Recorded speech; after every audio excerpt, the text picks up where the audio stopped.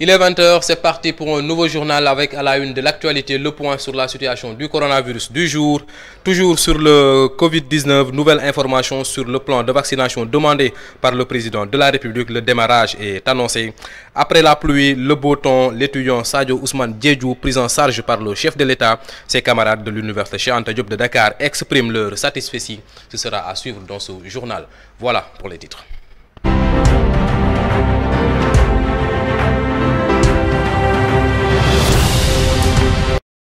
Bonsoir et merci de nous rejoindre dans ce journal que nous commençons avec le point sur la situation du coronavirus de ce jeudi 14 janvier 2021. Selon les informations transmises par le ministère de la Santé et de l'Action sociale, sur 1837 tests réalisés, 295 sont revenus positifs.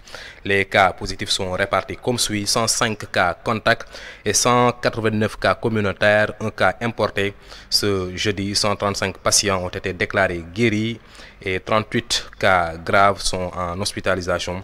Malheureusement, 7 décès ont été enregistrés à ce jour. Le Sénégal a enregistré 22 178 cas confirmés de Covid-19, dont 18 756 guéris et 496 décès. Aujourd'hui, 2500 patients sont encore sous traitement dans les services du ministère de la Santé et de l'Action sociale, qui nous a transmis le communiqué du jour. Toujours en bref sur le coronavirus, la campagne nationale de vaccination contre le coronavirus démarrée avant la fin du mois de mars selon les informations du ministère de la Santé. Le plan de vaccination est décliné en 2 phases. D'abord, la première étape vise à vacciner 90% des cibles prioritaires, à savoir le personnel de santé, les personnes du 3e âge et les sujets potentiels de contracter la maladie de coronavirus. La deuxième phase, quant à elle, cible 90% de la population générale. Ce programme qui s'inscrit dans un délai qui ne doit pas dépasser le premier trimestre de l'année 2022. Toujours sur cette maladie de coronavirus, le plan de vaccination annoncé est par le ministère de la Santé et de l'Action sociale et le gouvernement, l'ensemble des ministères qui devront agir dans ce plan de vaccination qui sera démarré d'ici le mois de mars, diversement apprécié par les populations rencontrées par notre reporter Adam Faye.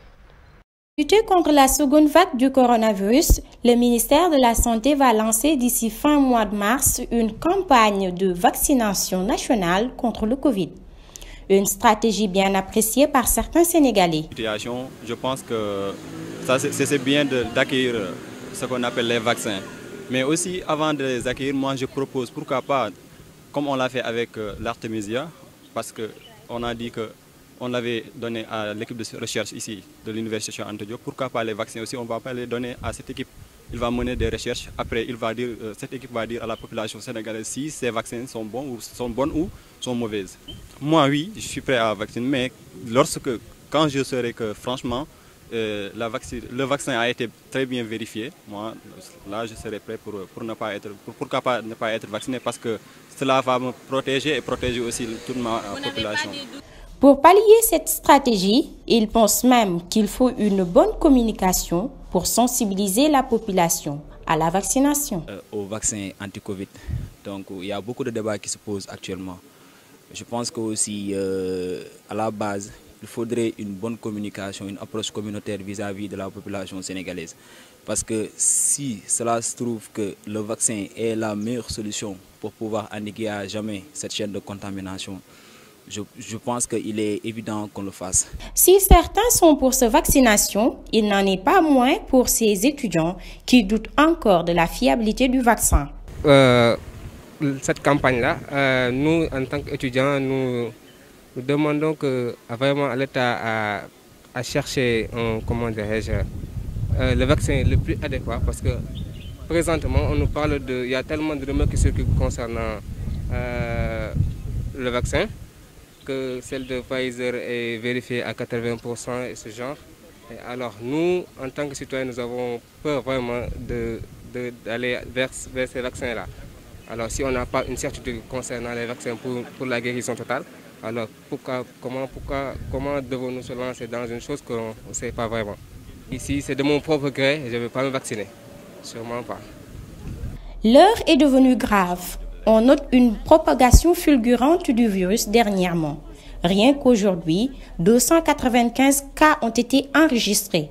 Il nous faut donc une stratégie de défense adéquate pour stopper cette pandémie. Reportage de Adama Faye. Puis en bref, on va reparler de l'affaire Diary Sow, l'information selon laquelle la meilleure élève du Sénégal avait été retrouvée hier, a fait le tour des réseaux sociaux. En effet, c'est une fausse information démentie par le consulat sénégalais à Paris. Nous démentons formellement la rumeur selon laquelle nous aurions retrouvé Diary Sow. L'ambassade du Sénégal en France et le consul général à Paris démentent formellement la rumeur circulant sur les réseaux sociaux. Nous recherchons toujours Diary Sow, a écrit l'ambassade du Sénégal en France. C'était hier dans la nuit. Et puis retour sur cette réunion de Conseil des ministres qui a eu lieu hier, mercredi 13 janvier 2021. Le président Macky Sall qui a mis l'accent sur l'urgence de lutter contre la pandémie de Covid-19, l'aménagement du territoire, mais aussi la gestion du projet TER. Résumé de Mariétou Sané. La nécessité d'accélérer la mise en œuvre urgente de la stratégie nationale de vaccination, tel était le maître mot du Conseil des ministres de ce mercredi 13 janvier 2021. Le président Macky Sall a mis le paquet contre la pandémie, insistant ainsi sur la mobilisation nationale H24 de sensibiliser les populations sur l'impératif de respecter les mesures barrières et les protocoles sanitaires et la régulation des horaires des marchés et inclut la réadaptation du fonctionnement des établissements de santé. Le déploiement des dispositifs préventifs et pragmatiques de prise en charge à domicile en collaboration avec le SAMU national ainsi que le contrôle des entrées au niveau de nos frontières ont été demandés par le président au ministre de la Santé. Entre autres points, la question liée à l'aménagement durable du territoire national a été abordée pour l'avancement des travaux d'aménagement des pôles urbains de Diamniadio et du Lac Rose. La demande de la gestion des entreprises résiduelles du projet du TER ainsi qu'au recasement systématique des ménages impactés et recensés a été faite au ministre des Finances et du Budget. Et puis, nouvelle information sur l'affaire du décès de Serigne Abdou Aziz Sy Ibn Serigne Mansour Sy Djamil, décédé ce 11 janvier 2021 à Dakar. Selon l'enquête, le défunt aurait été tué par son fils âgé seulement de 28 ans. Devant les enquêteurs, le présumé meurtrier défend l'idée selon laquelle il n'était pas bien considéré au sein de sa famille. Auditionnée, la mère du défunt soutient la thèse de troubles psychiques dont souffrirait son fils. Son visage est devenu familier des Sénégalais. Sadio Ousmane Diédhiou, cet étudiant qui souffre de cette maladie rare dont les soins équivaut à 280 millions, a été finalement pris en charge par le président Macky Sall. Avant cela, ses camarades de l'université Cheikh Anta Diop de Dakar avaient initié une collecte de dons pour secourir leurs camarades étudiants Sadio Ousmane Diédhiou. Après la réaction du chef de l'État, ils ont tenu à exprimer leur satisfaction au micro de notre reporter Korka Waron qui s'est rendu à l'université Cheikh Anta Diop de Dakar. Suivez.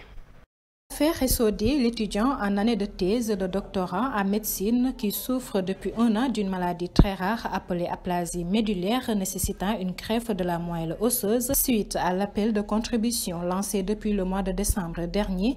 Les étudiants de l'amicale de la faculté de médecine, de pharmacie et d'odontologie ont fait une collecte. Grâce au soutien de toute la population sénégalaise, nous avons pu surpasser nos limites. C'est le lieu de les remercier et de prier pour que tout un chacun puisse être rétribué du bienfait qu'il a eu à faire. Maintenant, peut-être par rapport à la collecte, c'est apporter une petite précision parce que nous sommes une amicale d'étudiants. Mais les collectes, tous les fonds qui étaient issus de la collecte sont gérés soit par le concerné lui-même à travers son compte bancaire qui était sur les affiches, soit par des gens de son entourage. Conscient de la situation, le président de la République a décidé de prendre en charge les frais médicaux, mais aussi l'évacuation sanitaire, chose approuvée par l'FMPO. Nous avions dit que nous n'envisagions pas de reprendre l'année universitaire 2021 tant que notre camarade, qui est notre aîné, n'a pas été prise en considération, n'a pas été évacuée et bénéficié des soins idoines. Bon, maintenant, c'est vrai que le dossier a beaucoup évolué entre-temps. Ce motif-là, aujourd'hui, grâce à l'aide de Dieu et à toute la population sénégalaise, semble sur le point d'être dépassé. Selon lui, la solidarité estudiantine est à saluer. La solidarité estudiantine, nous l'avons toujours louée. La solidarité sénégalaise aussi, nous l'avons toujours louée. Ce n'est pas pour rien qu'on dit du Sénégal, pays de la Teranga. Bon, mais cette épreuve quand même nous a démontré une visage qui nous surpasse.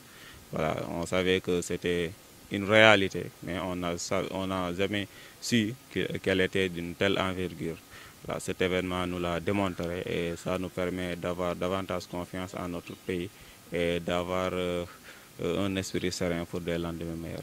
Toutefois, l'amicale informe que l'argent initialement collecté sera utilisé pour des œuvres sociales et médicales au bénéfice de toute la population sénégalaise en guise de reconnaissance après l'évacuation et la prise en charge complète de SOD.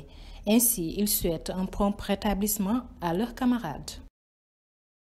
Bienvenue donc à notre consoeur Korka Waron dans la rédaction de IMTV. L'actualité internationale, un récit signé Mami Gueye.